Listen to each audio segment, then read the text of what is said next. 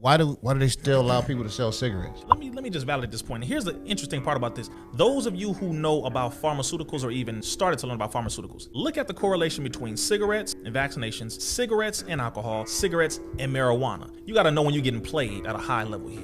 Now they're talking about bringing down cigarettes and attacking cigarettes. Why? Because they have successfully switched out their investment. I told people 9 years ago, I said they are going to demonize cigarettes and replace it with their miracle solution, which is marijuana, after they legalize it. I said they're going to make a lot more money on marijuana than they ever did with cigarettes in a shorter period of time. They're going to do it in a way where the people will accept it. They're going to do it in a way where the people are going to make it legalized. Governors are going to approve it. They're not going to let all the people out who they arrested and put in jail for carrying marijuana, but they're going to let all their white counterparts invest in it and let some black folks invest in it now too. It's a game. When you are dealing with a system that is sincerely, wholeheartedly, in a calculated, strategic manner, planning to destroy you, but they have to do it in the most effective way as possible, meaning they have to do it in a way where you will accept it willingly, to where you're not going to fight against it. There will be no opposition. You're going to literally bow down and say, look, man, they finally came around, y'all. Now they get it. The government cares about us. The moment pharmaceuticals got their hands in marijuana, I said Monsanto's going to dip their hands in it too. And I said they're going to come out with mutant strains and manipulated marijuana, sell it to you as if it's natural, then arrest you for growing the natural.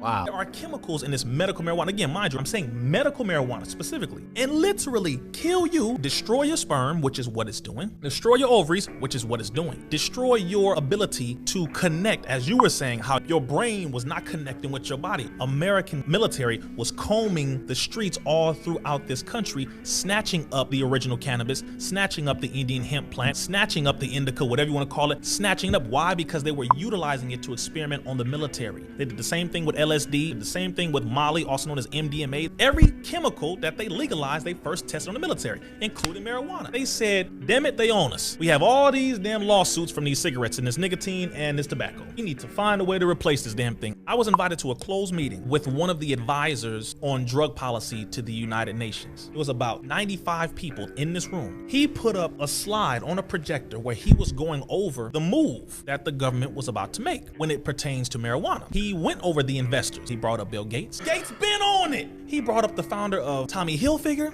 He brought up George Soros. Okay. These are the ones invested in the medical marijuana field, and you got to know who you're dealing with. This shit way bigger than Nino Brown. He said in about the next 7 to 10 years, what they plan to do is not only legalize it, they're going to promote it in certain products. Then they're going to promote it to children. He said they're going to come out with marijuana soda products, marijuana gummy products. So again, I'm just validating your point. Yeah. You said this medical marijuana is some different stuff, brother. It is not natural, and it is not what people should be touching.